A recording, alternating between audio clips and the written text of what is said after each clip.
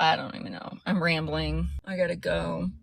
But I do know that the more I seek this higher power out, the better I feel. The more I talk about, the more I go and ask God for intervention and stop trying to do it myself, the more I have a chance to see, I give him space to work in my life and make room for him. Thank you.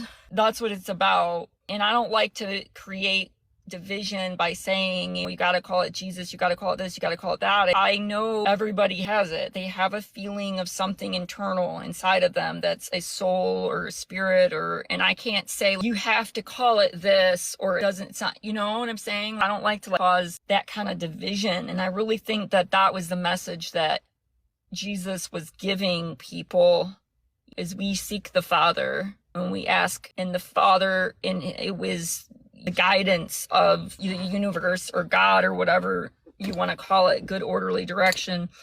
But he seeks that spirit within. That's what it is. It's that intuition. It's a consciousness that we all have if we are quiet enough, and we lose it every day because we have too many things coming at us all at once, interrupting us and trying to steal our time and our attention. And the world is ran by cult leaders that want to take everything, our time, our attention, our money, and they want everything they can get from us. And they crucified a good dude.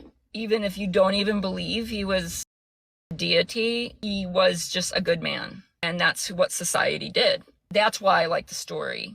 I didn't get the Jesus concept when I was younger. It didn't make sense to me that he loves you so much because he died for it. Just God gave his only son for you. To me, that sounded crazy, because if God's so great and he can do anything, he made me, but I'm such a piece of shit that he had to put a good man down on earth and have him murdered. That's a fucked up. You know what? No. I consider myself a Christian because I like Jesus for all the bullshit that all these people have done over the years to gain control over it and merchandise him. And it doesn't speak to me that I'm loved so much, so he died for me.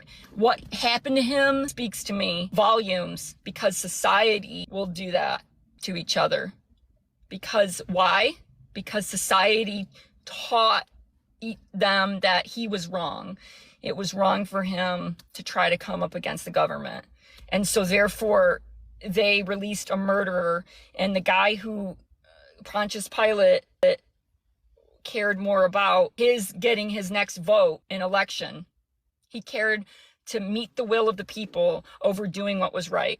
And that is what drives me nuts, truly, that society is still there. So many people have no integrity, and we're in this place where people can't even speak the truth because they're afraid they might offend somebody. Or it's like, if we don't have that level of boldness, I don't know. Look at what we do to each other. Look at what society does. Look at how they've convinced people that that is like a mother's choice, a woman's choice. It's a choice to take a little baby.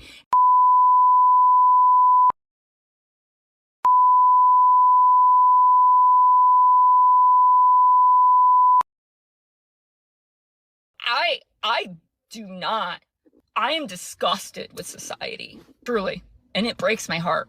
That's why I respect Jesus, because he too was disgusted with society, because people would stone people because they made a mistake. They would take rocks and bludgeon them to death, and that was the fucking societal norm. Who spoke up against it? He did. He said, this is wrong.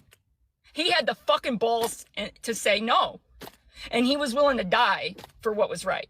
You don't even need the whole God and he's God's son. You don't need that story to admire that man. You do not, like, at all. And it wasn't until I started looking at it differently and learning about him and who he was as a person in this story that we assume he really walked, right? But he doesn't have to be a deity. He doesn't have to be the son of God. But was God working in him? Hell, God was in this man. God is in all of us. But a lot of us have buried him, rejected him. He can't operate. Anyway, I gotta go because I'm fucked up in the head. I'm getting myself all worked up.